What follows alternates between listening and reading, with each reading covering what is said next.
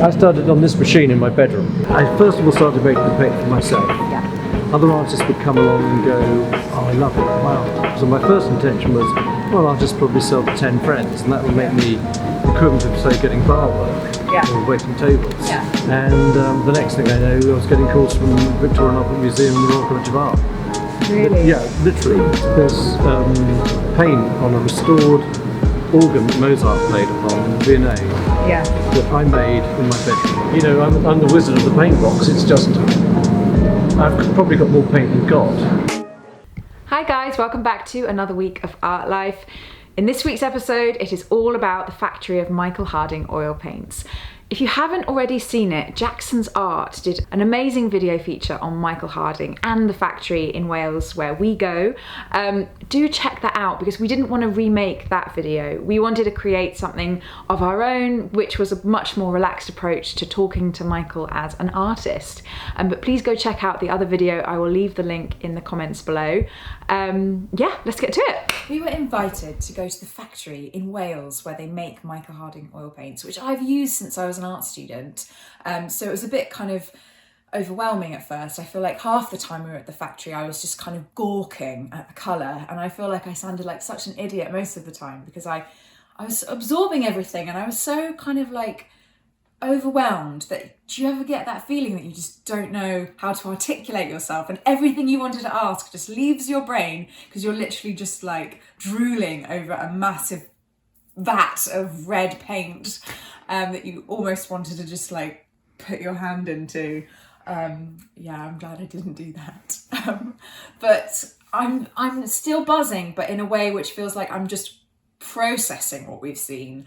I feel like there was so much so quickly that kind of went in, the way that they make the pigments, the fact that with these particular oils, it's not what they put in the pigment, it's what they leave out. There was no fillers, it was just raw pigment, linseed oil, these massive machines, which are like unlike anything I've seen, just kind of churning like oil out by, I think it was thousands of tubes worth of paint just in this massive bucket, and we've caught it all on camera so we can share that with you in this week's episode of Art Life, and we can talk you through what we've seen. And they've also given us a massive box of goodies, but not just any goodies. These are colours which I love, and also new products which they're about to release onto the market. I have a colour in here which is the first, I think it's the first tube. I'm going to be the first artist to use this colour. Oh my god. So it's very exciting. We're going to show you the factory. We're going to talk a little bit about what we learned there, about the pigments, about the colours, about the team at Michael Harding and their vision for their like group of ambassadors that they support. But most importantly, we are going to open this box of goodies and show you what's inside. I'm Jessie. I've been a full-time artist for 10 years and thought it about time I start sharing my painting techniques and adventures. Subscribe to join me every week for a window into my art life. I started on this machine in my bedroom. Really? Yeah. I turned a wardrobe on its side, and the wardrobe was about this height, and that became, and this will make about 4 or 5 tubes an hour. Right. That's how I started the business. You're like in your pajamas making Totally. some paint. Yeah. Oh my god. And this is actually, you have a hopper here and a valve system. You pull this lever and it fills tubes. Although it's all underneath there in bits, there's actually also a tube closer here which does the folding. It's over there. This is a tube folder. Literally looks like John Rand's tube folder.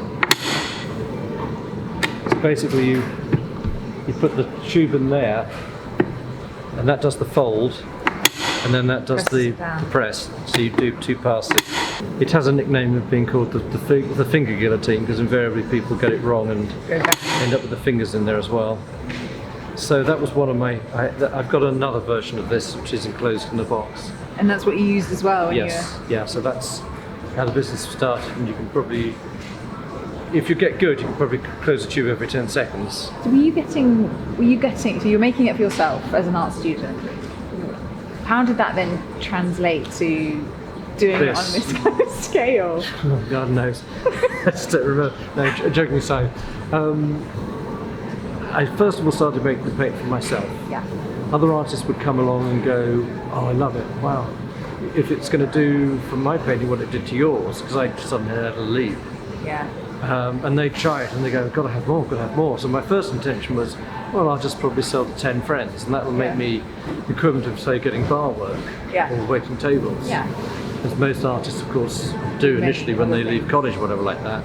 And the next thing I know, I was getting calls from Victoria and Albert Museum and the Royal College of Art. Really? Yeah, literally. I was still making in my bedroom. There's paint on a restored organ that Mozart played upon in the V&A that I made in my bedroom. Lead white, and it'd been in Fonthill Abbey, and then it got destroyed by fire in the 19th century, and they salvaged the organ that Mozart had played upon when he visited, and because it was all fire damage, they wanted a new white paint to paint it, so I made them the white paint.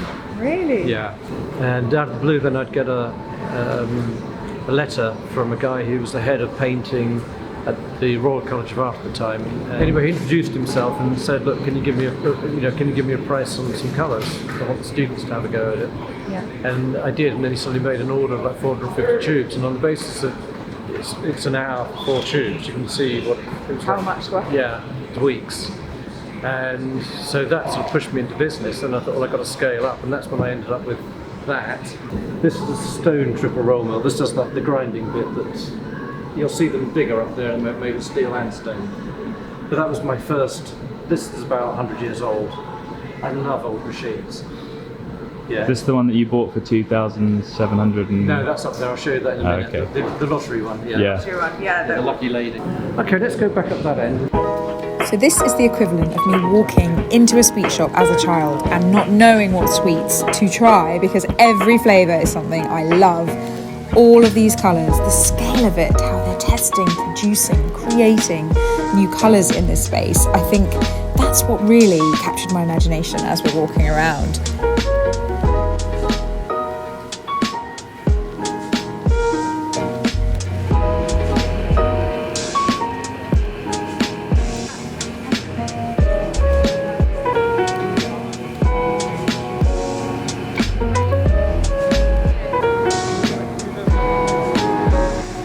While I was talking to Michael about this massive vat of red paint, I realised that in probably my whole lifetime I've only used about a thimble's worth of this red paint. So seeing the overwhelming scale that this vat will create tens of thousands of tubes for different artists globally, I found it slightly intimidating.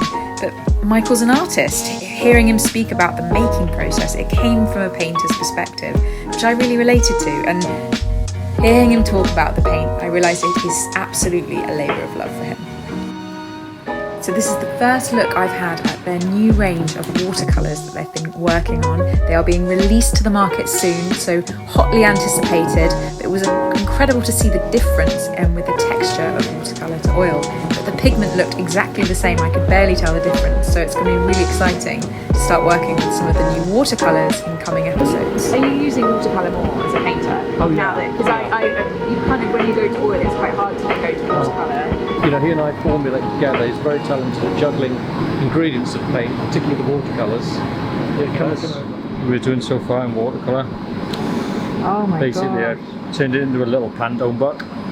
Now I've got to match it for the colour strip to go on top of the tube. Yeah, because obviously with oil you can have real oil paint on the outside, but obviously it wouldn't work with real watercolour on the If tube. it got in the rain in Yeah, a exactly. shop or Run something. all over Or the it just labels, looks, it's gotta be even digitally if you kept it out of the rain, it's still going to be in a palette, and as soon as it gets Yeah. wet fingers on it, You'll it stop, just you'll looks leave, terrible. forget what Yeah, colour of it course. is.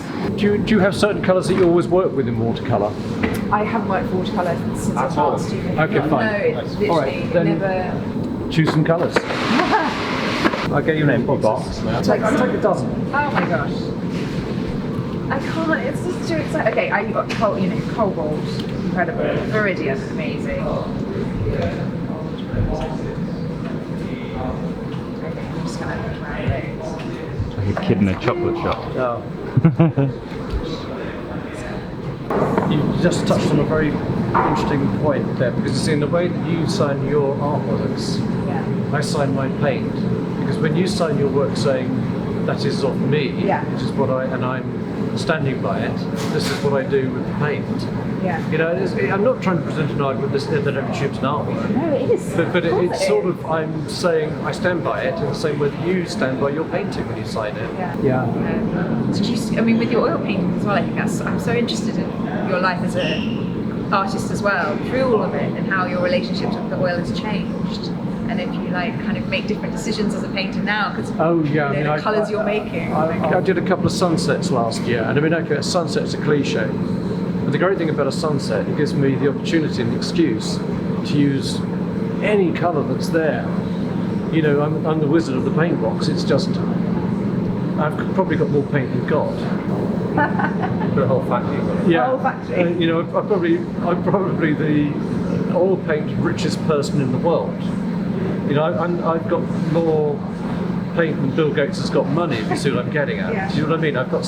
If I said I'm not selling any more paint, I'm keeping all this for myself, I'd need 30,000 lifetimes to get through it, or whatever the figure was. It doesn't matter. So when I'm painting, I've got so much. I've got no bounds. So of course I will go to any colour. And not that I necessarily would, because it would break my heart to sort of. Supposing I covered a canvas in lapis and just went, nah, scrape it off. Yeah. It's the wrong shade, and Yeah. chucked it all in the trash. That would be sort of, to me, that would be sacrilegious. Yeah. I wouldn't do it. Because you're an artist, you're not. Yeah, but it's still this sort of an element of being precious. Which of course, you're not, as an artist, you know you've got to get rid of it. You can't be precious about it. You just got to execute. This is fun. I always present a puzzle for people. What do you get if you mix transparent oxide red with phthalo blue? And that's the answer. You get a green. And it doesn't. When you look at them individually, you just go. No, you just go. No way. You know, I can still rupture it. It's dry because it's got skin in. Yeah. But you think, well, where did that come from? It doesn't look right, does it? No. It's what I call going on a journey. You don't expect it to take you that way. Yeah. Which I find fascinating.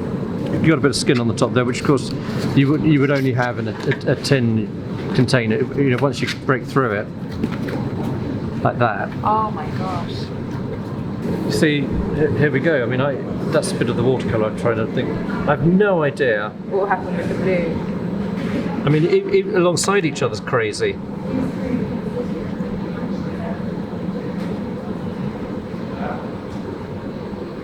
Even that's electric, isn't it? I know the white helps us, of course, with the transparency here, but I mean, there's probably no context in nature, but it's still got a wow. So this is the techno sublime. I've been researching about nature, how it's changing, and a lot of people are like, well, there's no such thing as that Caspar David Friedrich, nature preserved, no human influence now. Everything's slightly toxic. Everything's slightly. There is electricity in nature. There's no, you know. And if you decide with your artistic science that works for you, Yeah. who are we to say it's wrong? It's wrong. No, because it's what you're saying is the bit that matters. And if it comes out like that, then you're right. Yeah. What you're doing is correct. And I love the fact that now we have, from an artistic point of view, more tools at our disposal. So this is a mini grinding mulling machine. These are 2 ground glass plates, but they've got a microscopic amount of tooth there. And one will go on the top and spin. And he'll just pre-mix a little bit of pigment there. And we preset the machine to do it a couple of 100 times at certain pressures. This is Potter's Pink, which we don't have any intention of putting this in the oil, do we? Oh, Particular wow. pigment is made a lot for the ceramics and pottery industry, so the criteria for that's slightly different, and they're both the same pigment, but of course do different matches. Which of course, Right, you can't have that with that's too much for us. I mean, when a paint is going into a palette and the artist is intermixing, it doesn't matter so much, but you know, clearly. You expect it off the natural earth, don't you? Something dug up from the ground is never going to be the same. Yeah, you're going to That's get the original in oil. It's squeezed out from the tube, which it doesn't bring much to the party. No, it's dirty. It's a bit dull. Yeah. But I want to see what that Looks one's like going to be like. Yeah. We mixed it. Yeah. Okay. Just,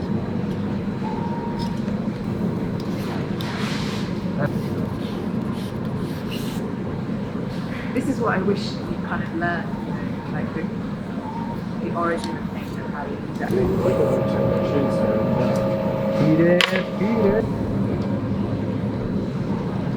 Yeah, I mean that's it's okay, but it's not really. Let's put it on a lid. Rose Madden was kind of. You know, it's not exciting, is it? It's tolerable. If you had nothing else, you'd work with it. But I mean, it's not. You know, you're not going to get a sunset out of that, are you?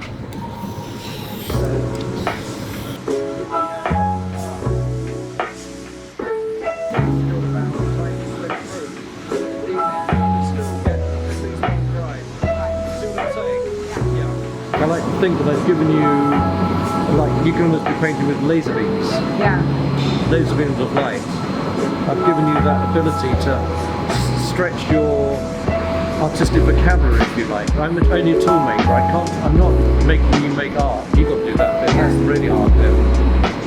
So mediums, that's not a whole other subject I was thinking about chatting to you about, because obviously the linseed oil is the kind of, everyone knows okay, linseed oil or more walnut oil, if it's less yellow, but you do a whole range of mediums. Yeah, I mean, the sand oils. one point I always try and make to artists is that you don't have to use the medium. There's no rule. There's not sort of like some activator that you have to be putting in. It can be, you know, you only use a medium if you can't achieve what's in your mind's eye. Yeah. It can be to mobilise the paint, or give it more transparency, more flow, or whatever. You know, when I paint myself, I probably only paint very periodically with any medium, because I just find that straight from the tube works for me. I don't really need a medium. Michael, this may be the most asked question, but do you have a favourite colour? Sometimes it's the one I'm making, because of course I get so turned on by what's current. But then, as I was saying to you over there, there's some colours that I don't like. So in a sense, probably the best way to ask the question is like, have you got any colours you don't like? Because I like them all except, and for me, a colour that I just don't understand is some oxide of chromium. Certain greens just don't do anything for me. I never paint with Viridian. I never paint with cobalt green. I never paint with cobalt turquoise deep. I prefer turquoise. But then other greens, I would probably more like to be using phthalo green, both the yellow shade and the full thing more. But that's, you know, it's Taste is funny, isn't it? it is, because every day is different. It was a bad light day, and I started using a black, and I was thinking, yeah, this seems to be working out. And the next day was good light, and I just thought, what have I done here? And it was a killer. I just had to scrape it all back out, because normally I would achieve a black with an ultramarine and umber. And the good thing about that particular combination, you know how umbers tend to have a tendency to dry slightly matte. Yeah. With the ultramarine, of course, gets away with that. It gets Luscious. the yeah. Yeah. This is the state-of-the-art pigment.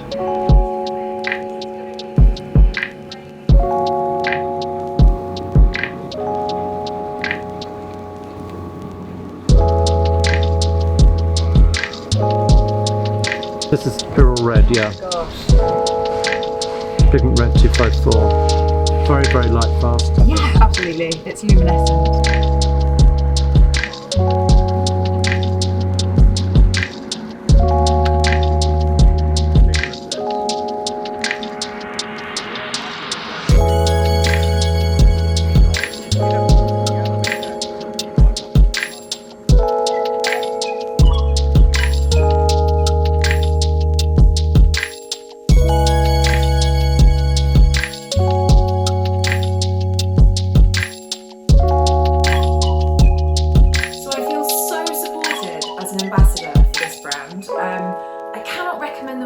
But on Art Life, it's all about sharing with you the things I love about being an artist and what I use, and this is probably the most important thing for a painter is the paints they create with.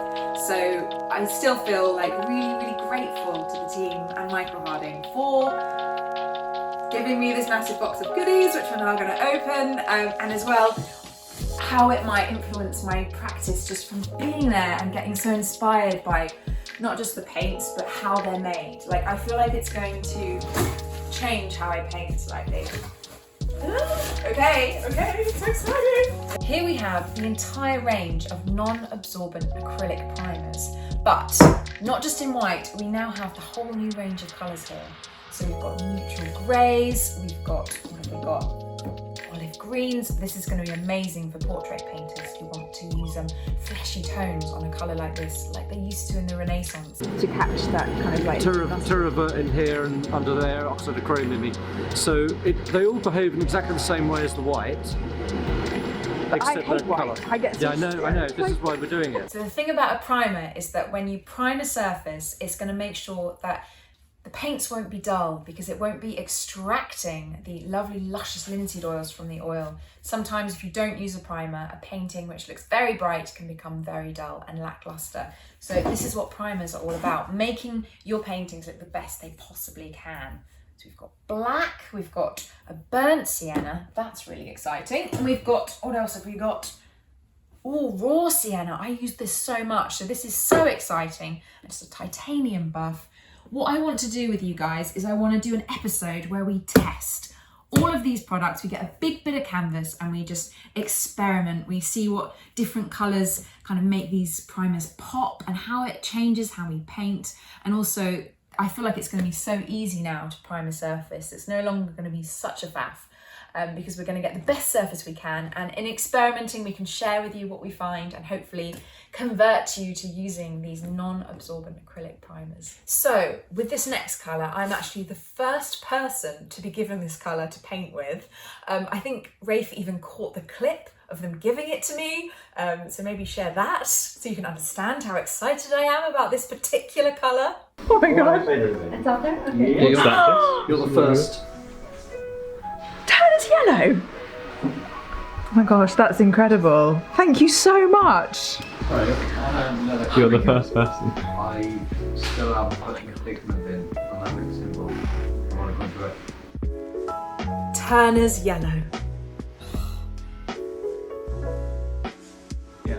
It's like, I mean, I've never used it. I mean, is it liquid light? I don't know. We're going to try it and I'm going to show you how it goes, but I think this is what I'm most excited about. I've been trying to capture sunlight in paintings and it's been so difficult. So this might be a game changer. So we're gonna have to watch the episode where I use this and how I find it, because I think it's gonna be an absolute winner.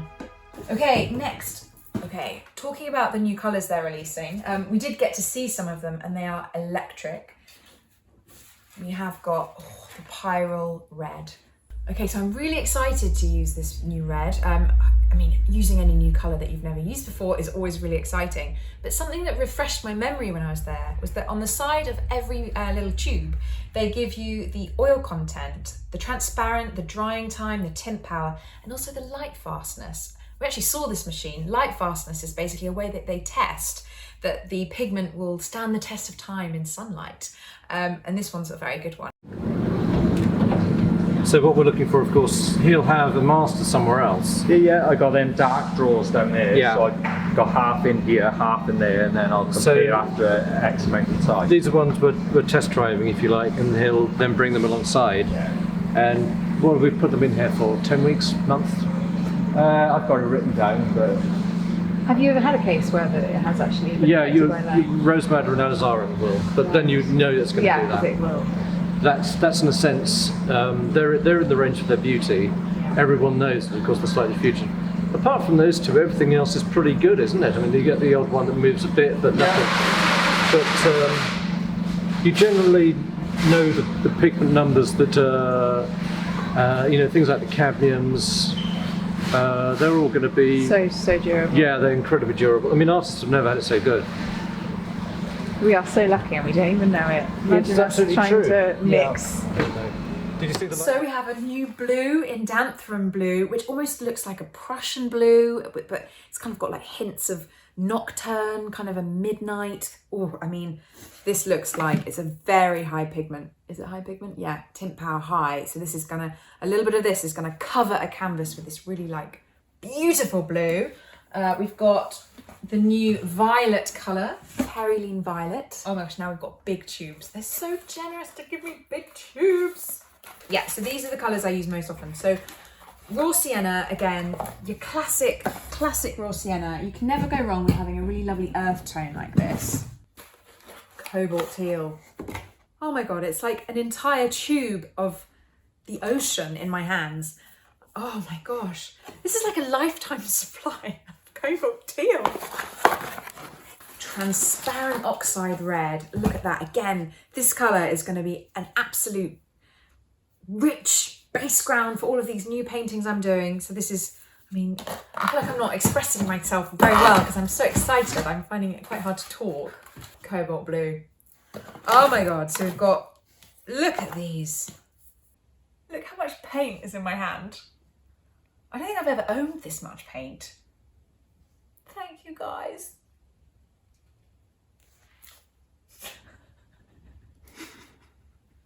Is it right to get this emotional about paint?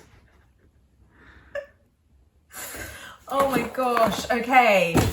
So this is gonna be the autumn on Art Life, trying all of these new colours, seeing what they can do and seeing how I can push myself with my painting. I wanna elevate my painting now. I wanna get better. I wanna try new techniques. I wanna try mixing more. It's just inspired me to be more appreciative of the colours I have and what I can do with them. I wanna make my palette brighter and more kind of luscious. I want to use impastos. I want to make them luxurious, and I want to share all of that with you guys. So we've opened all of our very generous goodies from the factory of Michael Harding. The next few episodes, we're going to be exploring these colours. We're going to be experimenting, playing, and I'm going to be sharing with you what I find about these colours. They also inspire me to use colours which I think that maybe I'm too cautious to use, but now I've got a lot of them, I can go wild. So lots of luxurious, juicy painting coming your way. I think that's enough for this week's episode of Art Life. I need to go and have a brandy, honestly. I will catch you next week. Please like and subscribe. I'm Jess Oliver Art on